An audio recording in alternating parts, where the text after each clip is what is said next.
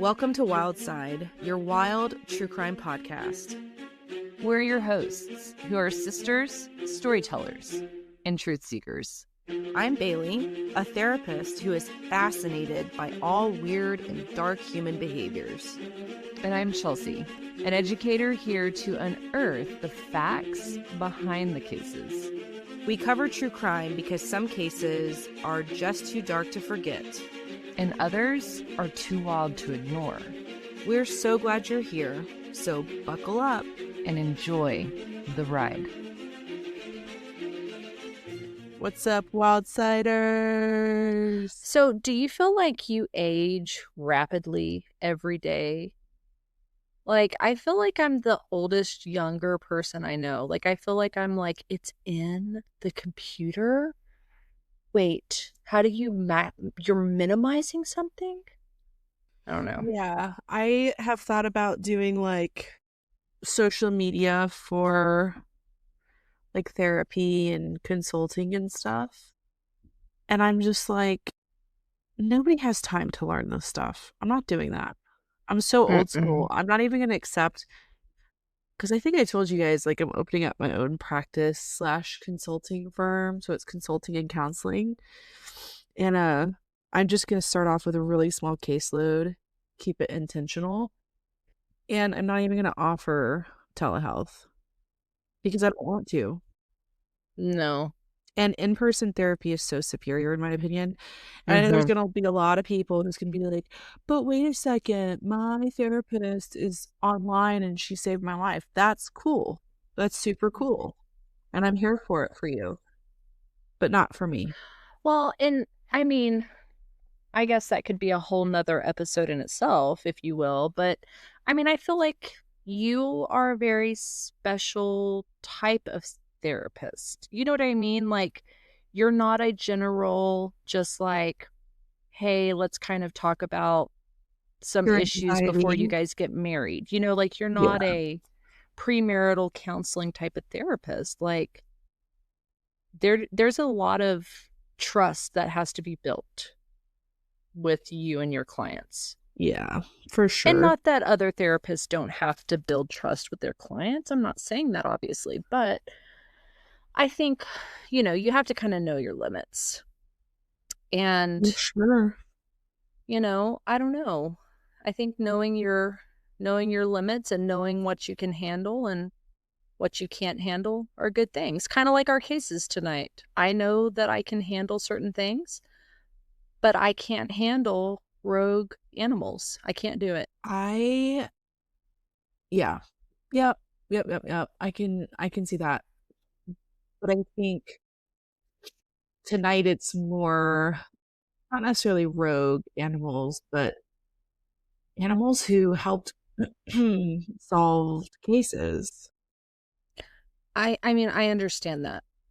But again, like, I don't have the time in my life currently to be solving cases via some wild animal connection.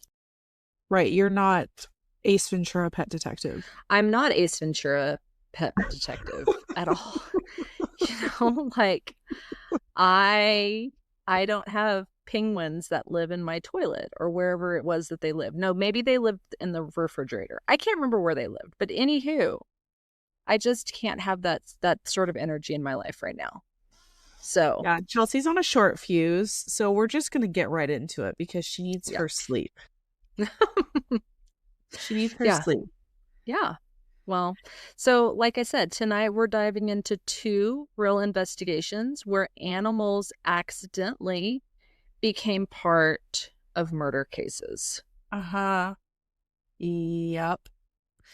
And so I'm just going to kick this off, okay? Some of you guys might have heard this case before. We thought about doing, like, in the past, Chelsea, I think I've pitched this one to you before about doing it. We could have done a full case, but it was just, I don't know. I just took my opportunity to use it now. And so we're going to start off in Australia. So you know there's going to be some wild shit going down because it's Australia, right? Yeah. Yeah. And so we're in 1935 in Sydney, Australia. The Coogee or Coogee I'm gonna say Coogee aquarium bath. That's where this kind of takes place. It's an aquarium and it's always packed with families all the time, especially during holidays.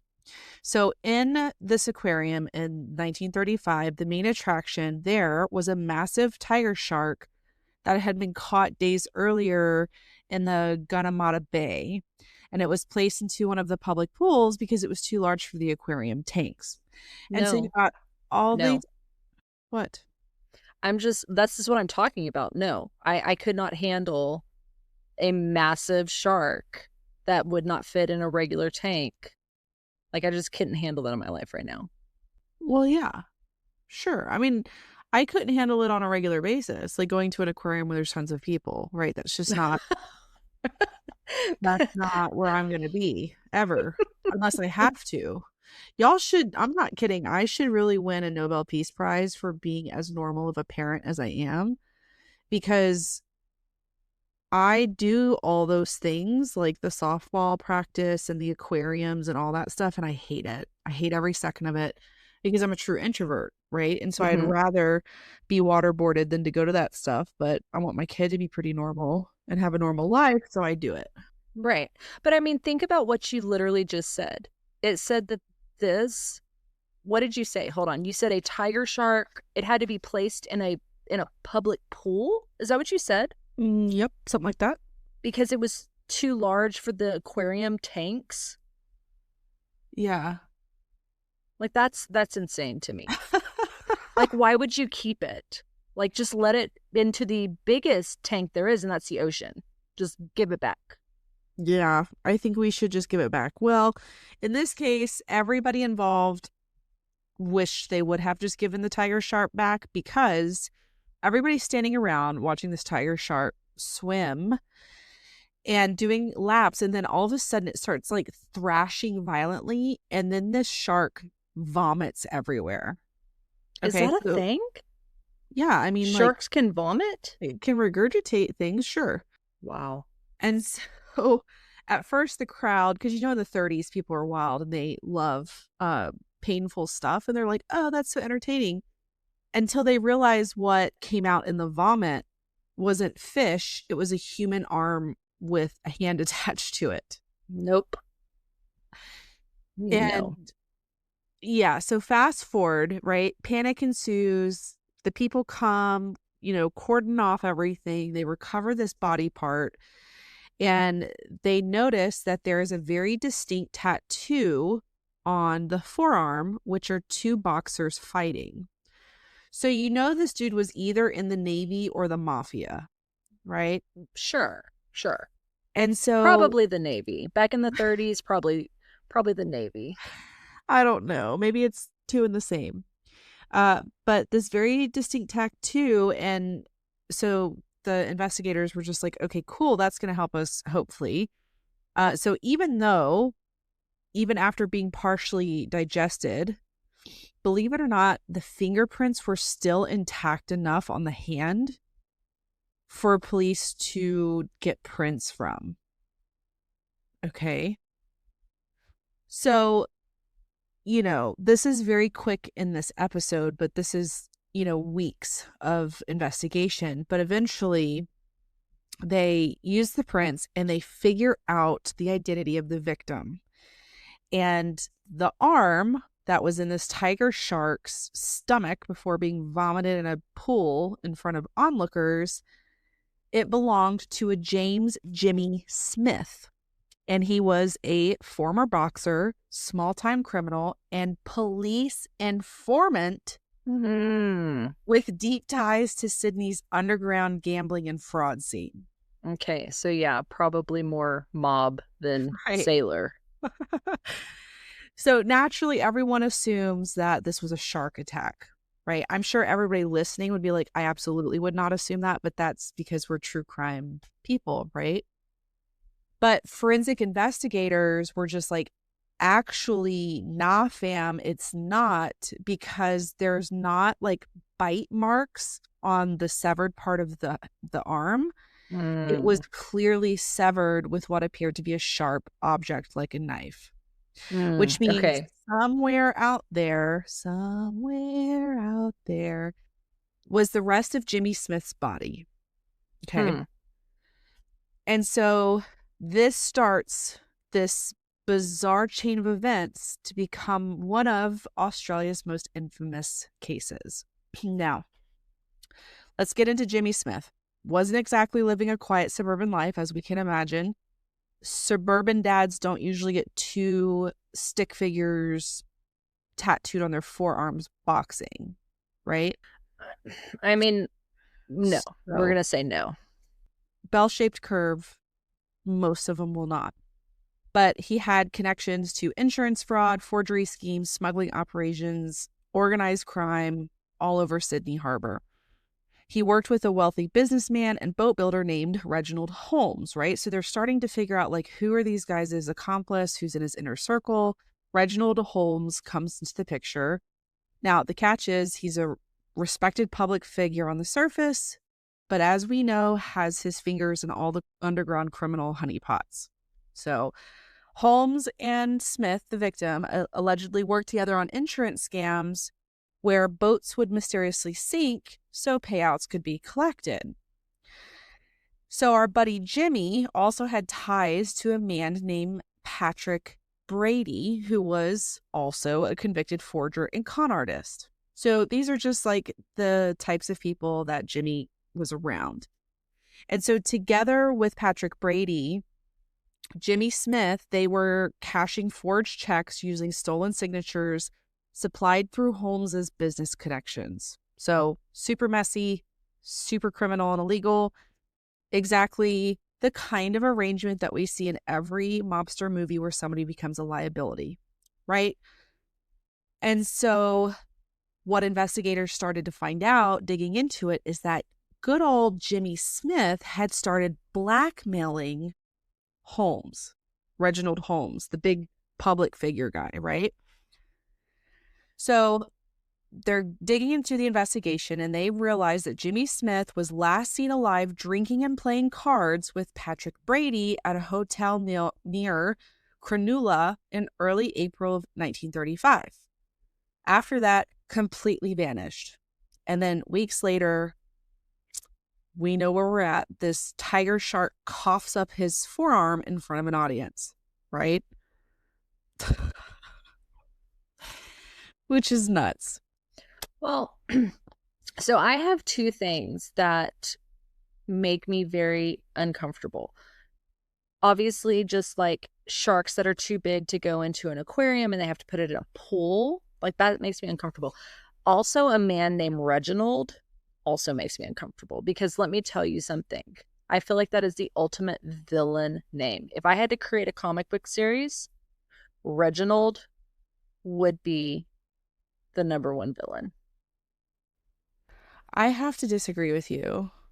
Mm, I have I'll met die on that hill. Reginalds. I have met Reginalds who are the most hilarious characters I have quite literally ever met in my life. I mean, you have to be one or the other. Yeah. So, yeah, maybe they're just on one end of the extreme or not. Well, have you seen the Umbrella Academy? Have you seen that show on Netflix? Kelsey, I love you so much, but we are getting so off track. Well, what do you want? I just want to finish my story. Okay, continue.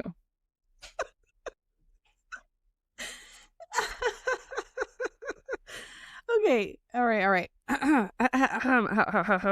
So, Jimmy was last seen alive April 1935. Okay. Witnesses place him and Smith together shortly before the disappearance, and they find a taxi driver that later claims that Brady seemed visibly panicked while traveling to Holmes's house in the timeline shortly after Smith vanished. So, Brady kept one hand jammed in his pocket the entire ride, refused to take it out, and then Reginald Holmes started acting super suspicious. Okay. So, investigators take this information, they talk to Holmes, and he's like, no, I don't know anything. A few days later, he suddenly attempts suicide in a super dramatic way. Unfortunately, he shoots himself in the head while sitting in his speedboat shed.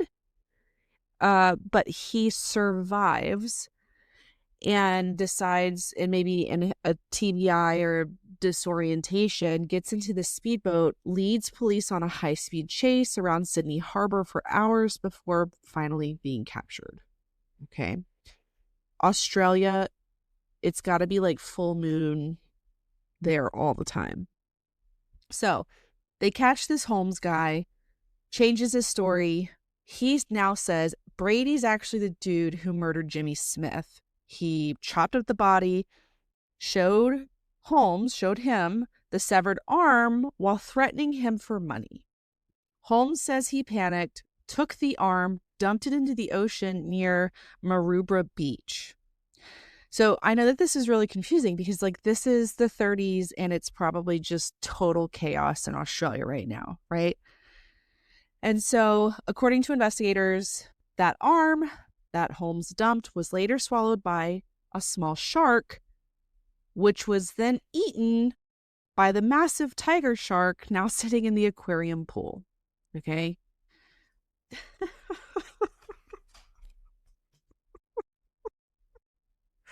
I'm not laughing at the death and destruction. I'm laughing at the chain of events of like, I panicked, I threw his arm in the ocean, a little shark must have eaten it, and then a big shark ate that. Like, what scientist determined this chain of events? I mean, maybe the stomach content of the massive tiger shark. Maybe, but if another tiger or if another shark ate the arm, when the shark vomited, wouldn't he have vomited up the shark? And in that shark, the arm would have been in it? I mean, he might have only eaten pieces of the other shark. I don't know. I'm not a sharkologist. Chelsea's still salty that I didn't listen to her Umbrella Academy explanation. Okay, Holmes makes this statement, right? And then, wouldn't you know it, all of a sudden, this key witness ends up dead. So, if this isn't like mafia stuff, I don't know. Holmes was scheduled to testify at the coroner's inquest the next morning, but before he could appear, he was found inside his car with multiple gunshot wounds. The scene was staged to look like suicide, but police immediately suspected murder. So now investigators have a dismembered victim, organized crime ties, fraud schemes, blackmail, a shark vomiting the dismembered victim as evidence, a failed suicide boat chase, and a murdered witness, right? Yet, though they try as they may, police just couldn't solve the case. Patrick Brady was eventually charged with murder, but prosecutors faced this weird legal obstacle where they only had one arm. And Brady's defense argued that without an actual body, there was no proof Jimmy Smith was even dead, which, as crazy as it sounds, fair. I mean, right? So his lawyers were like, for all we know, Smith could still be alive somewhere without an arm. And it worked. Patrick Brady was acquitted. Okay.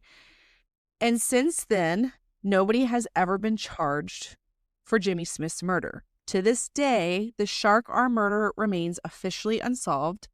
Historians still debate whether Brady acted alone, whether Holmes had ordered the killing, or there was like other organized crime figures that were involved in behind the scenes, right?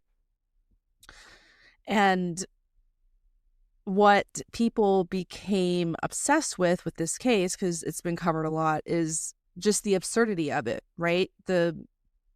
A murder disposes of evidence in the ocean.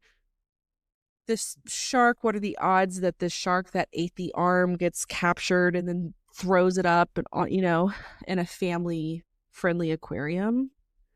And yeah, that's still technically an unsolved case, and so it is kind of considered still one of Australia's most notorious unsolved murder cases. I mean, it's really pretty. I mean, to me, it's plausible. I mean, if it was crime, mob, mafia stuff, he might have gotten his arm cut off and then changed his identity and just disappeared into the shadows so that he didn't get his other arm and rest of his body cut up to pieces. So, in my ending, Jimmy lived out the rest of his As a life missing. reformed man who didn't mess with boxing anymore. Yeah. Yeah, like he had his arm taken away and his tattoo that would have reminded him of all this bad stuff was taken away as well. And he lived a really great life. He moved to New Zealand. He had kids.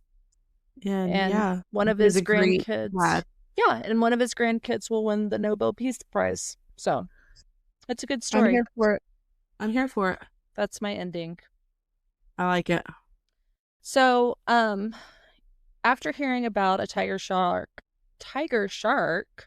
vomiting up evidence in front of an entire aquarium crowd, I wouldn't be mad at you if you thought to yourself, like, we've officially reached the peak of animals accidentally solving crimes. Like, I would, after hearing that, I would be like, yeah, no, you're totally right. You've arrived. That is the pinnacle of it. But if you are like me or like Bailey and you have hiked the incline in Manitou Springs, you understand what a false summit is. Like, you get there and you're like, I've Ugh. arrived, and you're breathing hard and your head is down and you're like, oh, I did it. And then you put your hands on your hips and you look straight up and you realize you have like 500 No, more it was like steps a to go. quarter mile Because it left. that's what I'm saying. It's like 500 more steps. Yeah, Like, it's a it's lot a of lot for steps. sure. So yeah, that was the false summit. And my case, you may ask, well, the animal may have recognized the killer while he was still standing in the room. Okay. No DNA, no fingerprints, no surveillance footage, just a very upset parrot that absolutely hated. Did you say a parrot? Yeah. He was just a really salty parrot that absolutely hated one Oh, specific stop. person. So this is fitting. The parrot is me. I am that parrot. Ugh. Now, usually in murder investigations, detectives look for witnesses. Yeah, they look at the neighbors and the security cameras and the phone records. But in 2014, in Agra, India, of all places, investigators found themselves dealing with one of the strangest unofficial witnesses in a crime history. And this was a pet parrot named Aircool or Hira, depending on the translation. So this really crazy case starts with our victim, a 45-year-old woman named Neelam Sharma, and she lived in Agra, India. She lived with her husband, Vijay, and their pets, including a dog and their beloved parrot. And by all accounts, it was a relatively normal household until February 20th, 2014. On that day, Neelam was found brutally murdered inside her home. Neela Sharma was found in her home by her husband, Vijay Sharma, when he returned home late at night after attending a wedding in Ferozabad with their children. Okay, so he found both Neelam and their beloved family dog. They both, unfortunately, were deceased inside the home. I feel like I represent probably 37% of listeners when I say killing the dog crosses a different line. It really does. I mean, you see why everybody loves the John Wick movies, Right. right? I mean, it really, there's something, all kind of all joking aside, you're like, you can't kill the dog and you can't let the horse die in the quicksand. You know what I mean? Like, it's just Yeah. not, it's just pushing, it's just too much. It's just like everybody's internal moral compass is just on fire at that point. Yeah. Now, there were clear signs of violence, including Neelam's cause of death. So, investigators determined that she had been stabbed multiple times with a sharp weapon of some sort during what appeared to be a very violent struggle. Reporters later stated that she suffered around 14 stab wounds, while the family dog had also been attacked and killed trying to defend her, which, ugh, like, I just can't. I know. The scene suggested the killer likely knew Neelam personally because there were no major signs of forced entry into the home. Now, at first, investigators considered robbery as a possible motive. Some valuables and cash were reportedly missing from the residence, but people struggled to determine whether the theft was the primary motive or just simply staged to distract from something more personal. Family members were interviewed, and of course, the neighbors were questioned, and investigators attempted to piece together who may have known Neelam's schedule that evening, right? But despite the violent nature of the crime, the investigation quickly hit a wall. There was no surveillance cameras, no eyewitness, and really, I mean, there was just very little physical evidence pointing clearly towards a suspect. But while police searched for evidence, someone, or I mean, really, I should say something else in the house, had already started reacting. So, in the days after the murder, the family began noticing something that was deeply unsettling about their pet parrot, Aircool. Now, normally, Aircool was social and interactive, but after Neelam's murder, the bird became withdrawn and extremely agitated. According to the family members, the parrot stopped speaking almost altogether. But there was one very specific exception. Whenever Neelam's nephew, Ashutosh, entered the room, or even when someone simply mentioned his name, the bird would go ballistic and would begin screaming violently and flapping in distress. And it happened literally every time. Anytime anybody spoke that name, the bird would react violently and just flip a lid every single time. Now, of course, at first, the family thought it was a coincidence, but the reactions became impossible to ignore. The bird remained calm around everyone else. Only Ashutosh triggered this response. Now, obviously, a lot of people wouldn't have noticed, but Neelam's husband, Vijay, did. It was totally out of character for this beloved family pet. And Vijay, he started to pay close attention.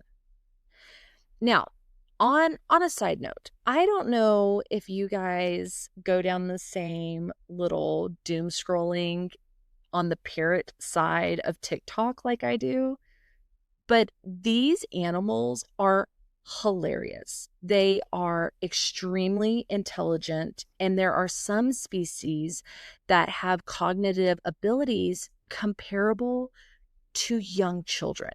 I mean, it's really fascinating. They can recognize faces, they can recognize voices, routines, emotional tones, and repeated patterns. I mean, it's truly fascinating. They're especially sensitive to emotionally intense situations because birds often associate trauma and fear with specific sensory cues. Well, and you know, I kind of see where you're going with this, and I just want to say I think a lot of people would be like, whatever, but animals are really smart, and most of them. And I do believe that we humans do not know everything, even though we like to think we do. I think there's still a lot of the world we just are totally clueless about.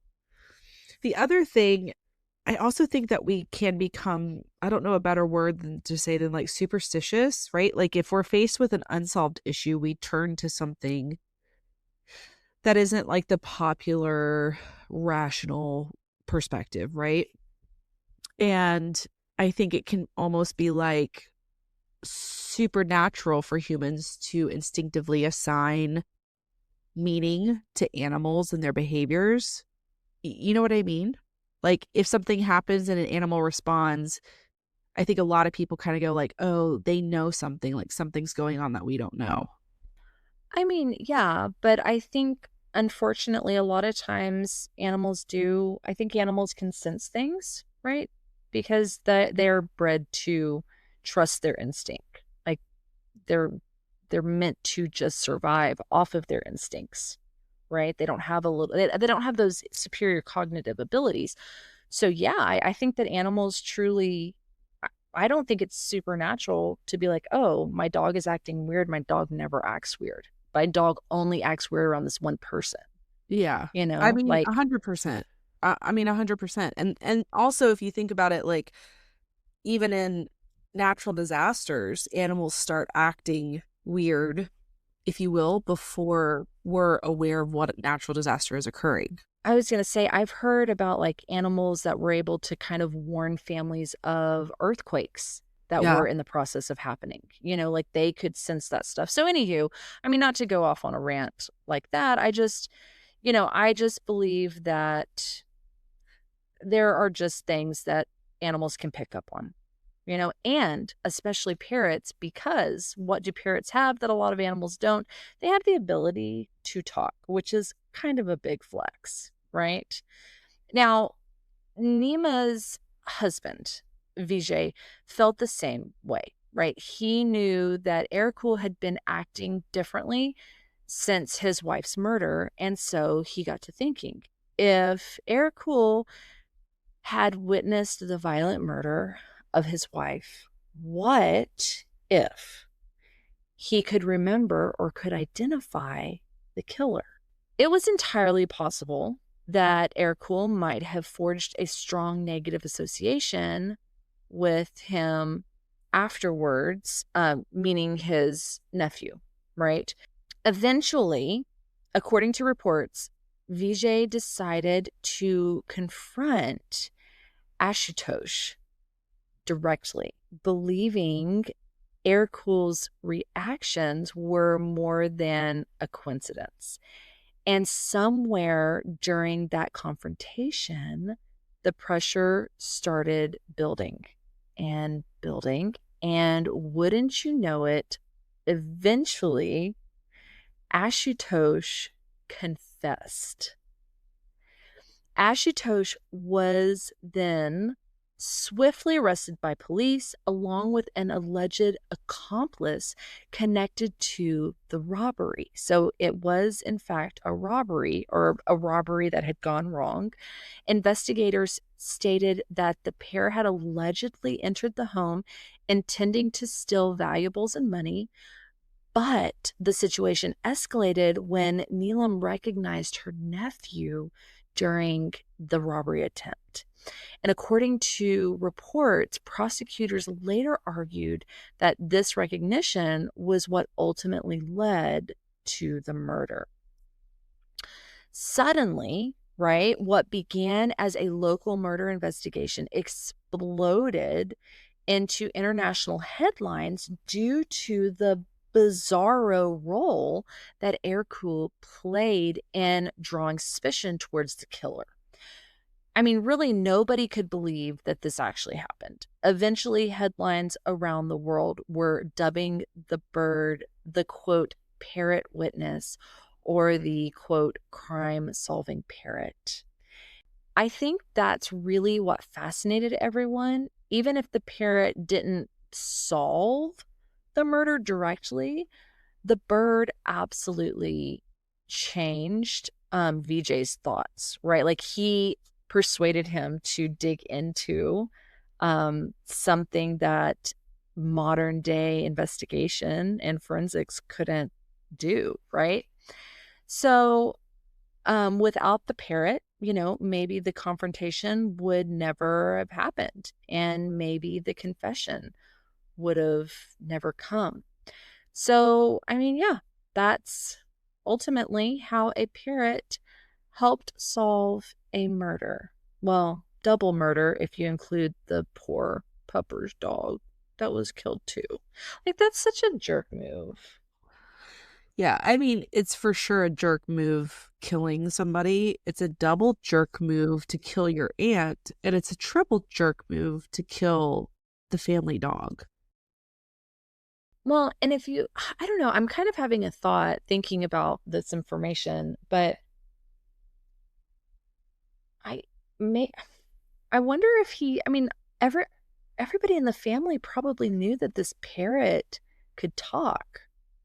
Like I wonder Yeah, but I don't why. think anybody goes into that thinking that the parrot is going to, you know, I'm sure no one's really giving any thought to the parrot. You know what I mean? Well, I know, but I'm just thinking like, why did they kill the dog? And if they killed the dog, then why not kill the parrot too? But they probably, again, just, it didn't start out as that. It probably started out as a murder, or not as murder, as a robbery, and just escalated. But yeah, Well, it I says don't the know, dog kind of was killed because he was protecting the wife. The protecting. parrot was probably in a cage. Yeah, that's true. But it does kind of make me want to have a parrot now. If I anything ever happened in my would house, never. You couldn't pay me enough to have a parrot in my have you house. watched those? Have you watched the parrots on TikTok though? They're I don't have hilarious. TikTok, Chelsea. Well, you need to, and you need I to watch the don't. parrot stuff because it's hilarious. We weren't allowed to have TikTok Who? when I worked in the Oh, government contracting. You okay. can't have TikTok because the superpowers have access to TikTok. Oh, yeah, that's true. You Yeah, know what I that's probably mean? good. Well, look up parrot videos on I don't Facebook want to. stuff. I don't care. Okay. All I'm right. Well, sorry. you're missing out.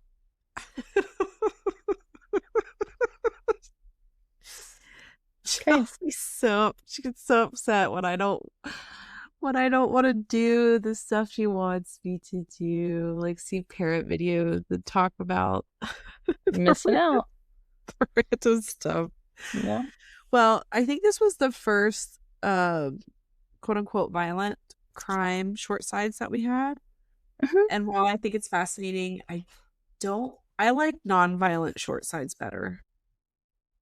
Yeah, I do too. It Just just because kind of balances out. I think it makes the point moot as far as it being lighthearted if we actually talk about death and killing. Yeah, I know. So maybe we'll But do it better. was fascinating. I will Yeah. say that. It really is fascinating. Yeah, for sure. Well, you guys, as always, thanks for hanging out with us through this wild and crazy short side of a ride. And we will catch you on the wild side. Bye, Later, guys. gators.